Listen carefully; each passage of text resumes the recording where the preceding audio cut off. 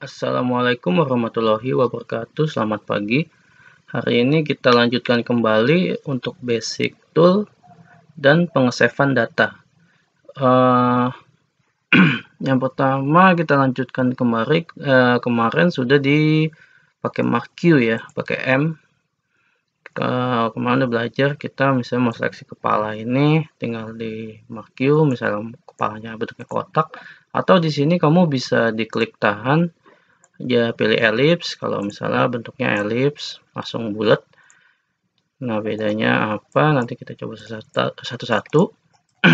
Jadi sini klik kanan, layer via copy, jadi ada kopinya sini, atau kamu pas lagi seleksi seperti ini bisa Ctrl C habis itu Ctrl V, copy paste. Di sini layer langsung nambah ya, jadi lingkaran mungkin udah pada tahu. Oke, lanjut lagi untuk seleksi itu bisa pakai lasso tool, polygonal tool, dan magnetic lasso tool. Bedanya apa ya? Bisa coba satu-satu di rumah. Di sini kalau lasso dia langsung begini, agak susah untuk mengikuti bentuknya. Jadi yang diseleksi langsung banyak, agak luas. Nah kalau pakai poligonal dia garisnya kita harus klik satu-satu. Di sini harus klik satu-satu. Nanti harus dibersihkan lagi di endingnya. Oke, kalau sudah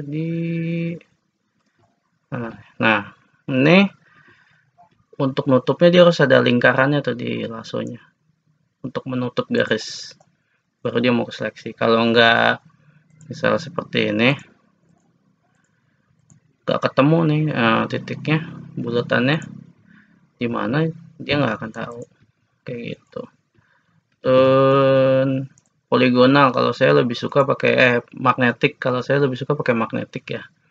Di magnetik ini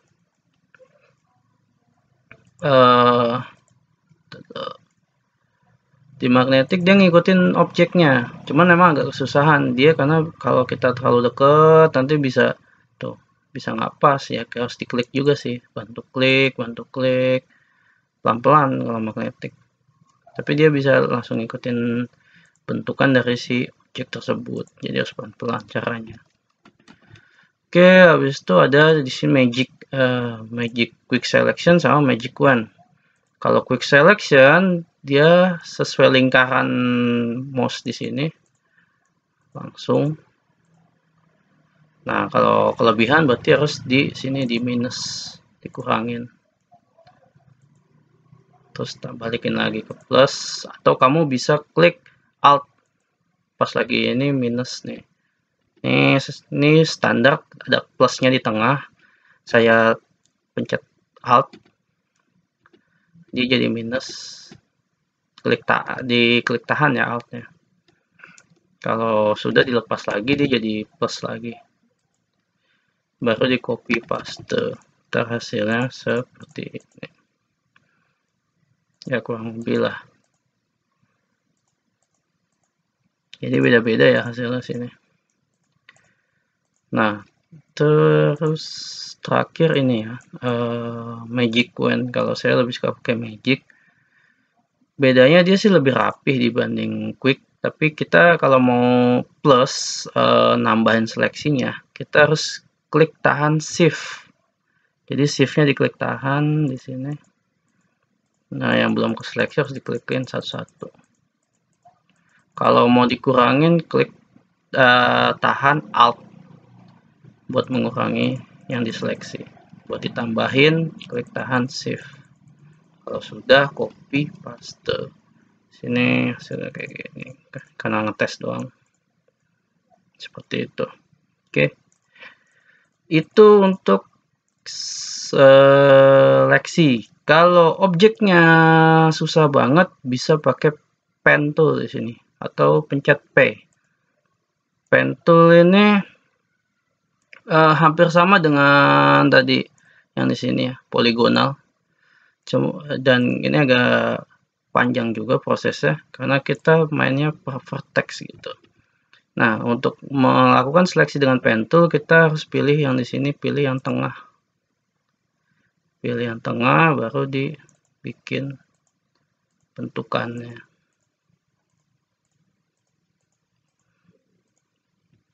Tapi kalau saya pribadi, kalau objeknya susah banget, saya lebih suka pakai pen tool.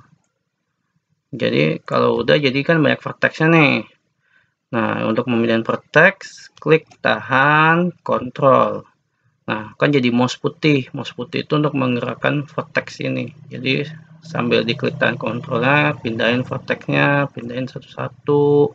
Kalau kurang lagi, lepas kontrolnya, jadi pen tool lagi. Klik lagi tengah-tengah. Habis itu klik lagi yang kontrolnya, dipindahin seperti ini.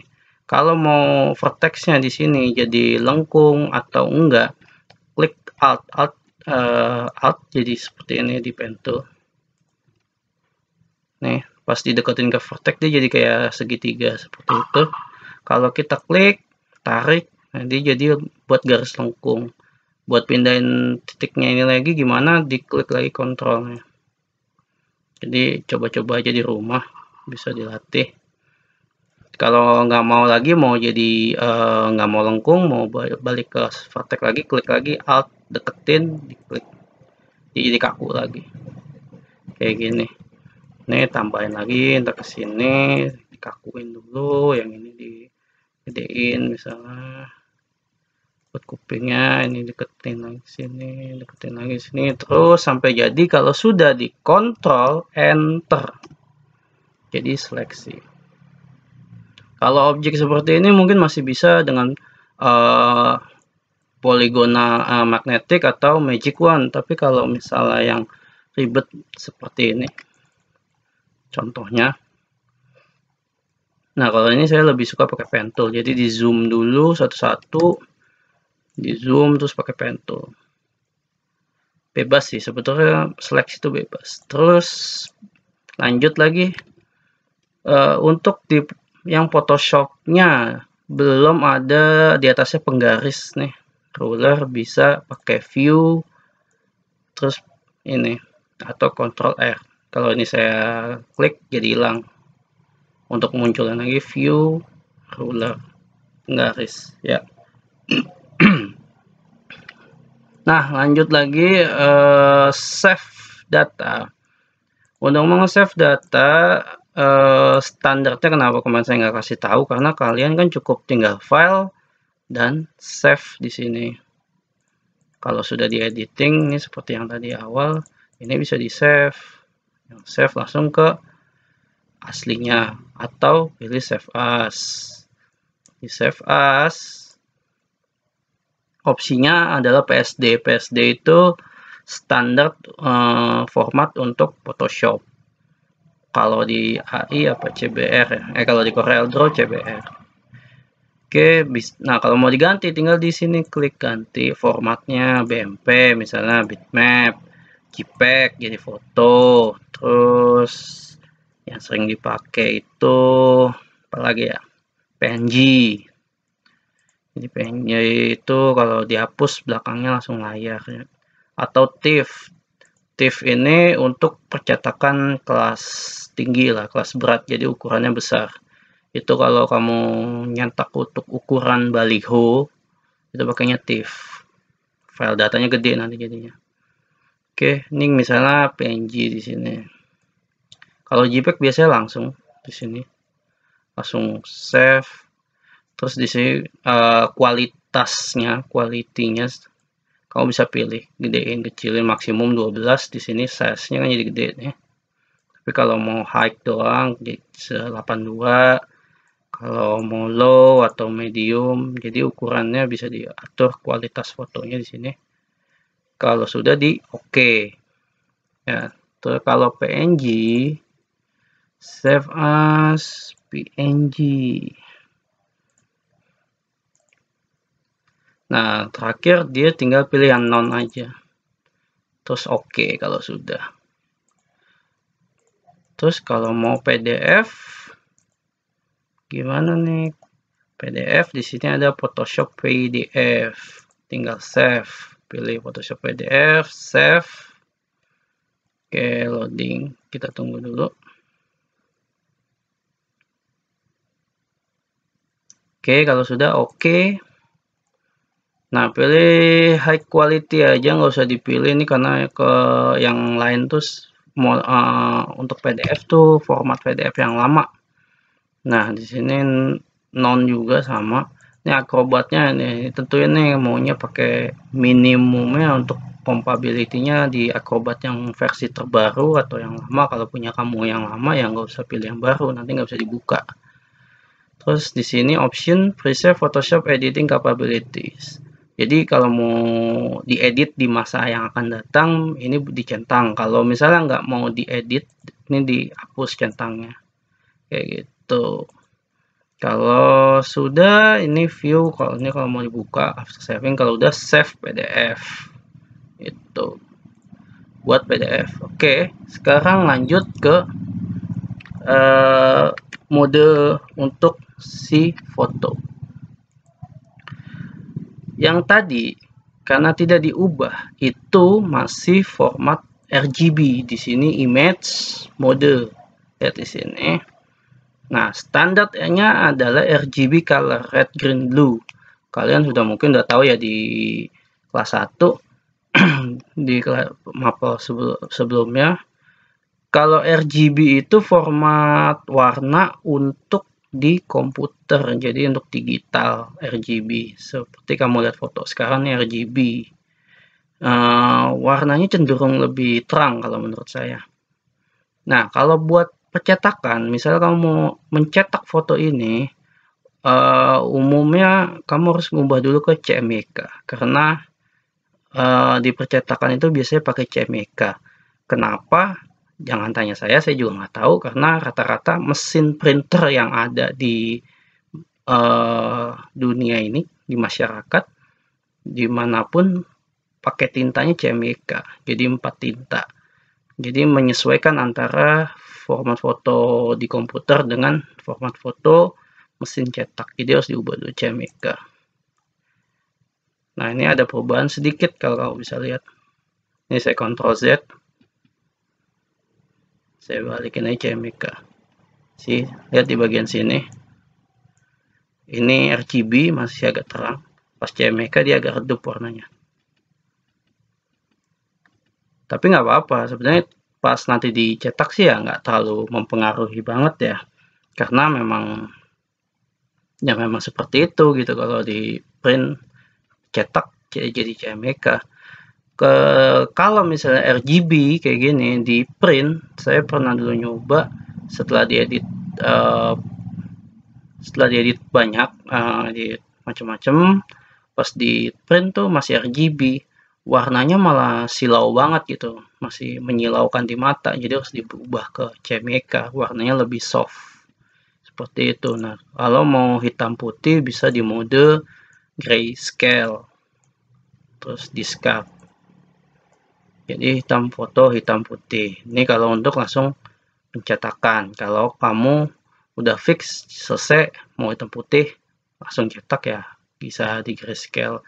Atau kalau masih dalam proses editan, klik Ctrl Shift U. Nah, ini namanya desatur. Di sini desatur di adjustment sini. Desatur untuk menghitam putihkan. Habis itu baru modenya dibalikin lagi ke CMYK. Gitu. Jadi di sini udah desatur terus CMYK color. Seperti itu. Jadi tetap kalau ngeprint tuh baru tetap CMYK. Nah, kalau sudah ya di terakhir di save.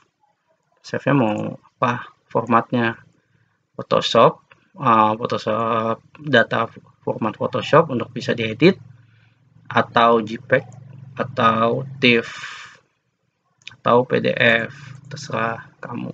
Oke. Dan apalagi ya,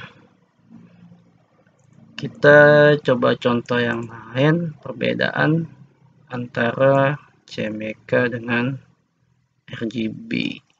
Sini ada foto yang mungkin kamu tahu ya, yang waktu kemarin kita kasih hadiah ke ibu. Terus Di sini perbedaan RGB dengan CMYK. Nah, kamu bisa lihat ya. Ini RGB, ini CMYK. Jadi agak ngeblur lagi dia warnanya, agak gelap lagi warnanya. Kayak gitu, ada perbedaan. Tapi kalau dalam hasil ngeprintnya sih ya seperti yang kalian lihat waktu di panggung, ya sama aja sih, nggak terlalu ketara juga gitu.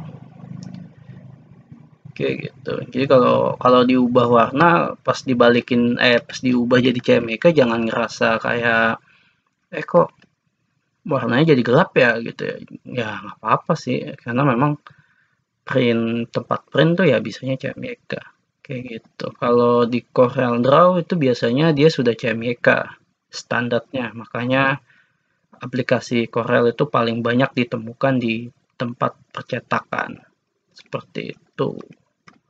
Oke, itu aja untuk hari ini.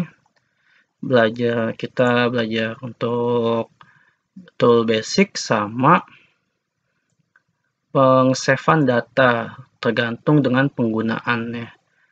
Terus tambahan lagi mungkin sini ada pen bucket atau G. Kalau kamu mau ngubah warna misalnya, ini pen bucket fungsionalnya di tempat yang lahan yang kamu klik, dia yang akan berubah. Misalnya saya mengubah latarnya seperti ini. Oh, kok yang ini nggak berubah sih Pak? Oh iya, soalnya di sini ada layer lain. Kalau mau layernya dimatiin dulu. Oke, jadi dasarnya doang yang sini. Ini karena tadi ada layer yang copy paste yang di awal.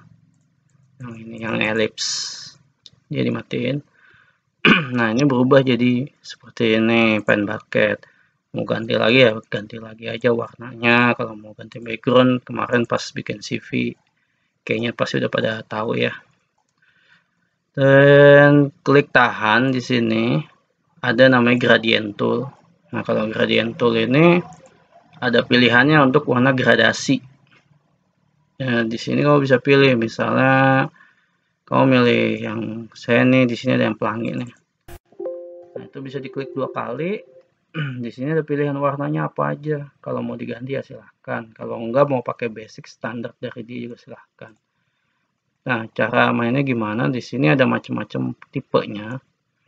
Saya pakai tipe yang satu awal dulu. Ini jadi seperti ini. Misalnya diklik tahannya miring ya, diagonal ini. Ini jadi seperti ini. Kalau yang ini jadi agak lingkaran deh kalau salah ya. Nah, jadinya lingkaran. Seperti itu. Kalau yang ini jadinya dia memutar seperti jarum jam. Lingkaran juga, cuma kayak agak jarum jam begitu sih dia muternya. Terus yang ini panjang full dan kepotong, tapi seperti ini. Yang ini seperti cahaya. Kalau full dari ujung ke ujung tarik. Itu. Oke. Itu aja untuk hari ini. Terima kasih. Silahkan dicoba. Kalau yang masih belum bisa move on ya seperti Pak Bagas katakan di kelas, tolong move on. AI sama Photoshop nggak beda jauh. Kalau kamu nggak punya Photoshop, pakai Illustrator nggak apa-apa. Tapi kalau Photoshop dengan Corel Draw atau AI dengan Corel Draw, fungsi bentuknya sih agak jauh ya. Toolsnya jauh dan fungsionalnya jauh, karena di Photoshop ini lebih untuk editing foto gitu, bukan untuk membuat ilustrasi. Jadi dia lebih ke pixel bukan ke vektor. Jadi kalau pixel digedein seperti ini ya, pixel kotak-kotak lebih banyak buat editing fotonya, lebih bagus sih kalau menurut saya. Tapi yang paling penting bukan masalah softwarenya juga, masalahnya adalah di kalian harus menguasai software ini gitu, bukan mau simple Pak saya jagonya Inkscape, Pak saya jagonya AI, Pak saya jagonya CorelDRAW, terus pakai ini aja gimana gitu, atau Pak saya jago desain banget nih, saya pakai Microsoft Word juga bisa kok bikin desain. Iya bisa gitu, cuman kan yang diminta di perusahaan bukan itu gitu. Jadi yang minta perusahaan nanti kan juga pasti kamu bisanya skillnya apa aja. Oh bisa software ini. Terus apalagi ya, pas uji kompetensi nanti kan kamu juga akan diuji. Nggak lucu kalau kamu 3 tahun terus kamu nggak bisa menggunakan software ini. Padahal kamu jurusannya multimedia gitu ya. Oke, itu aja, sekian dari saya. Assalamualaikum warahmatullahi wabarakatuh.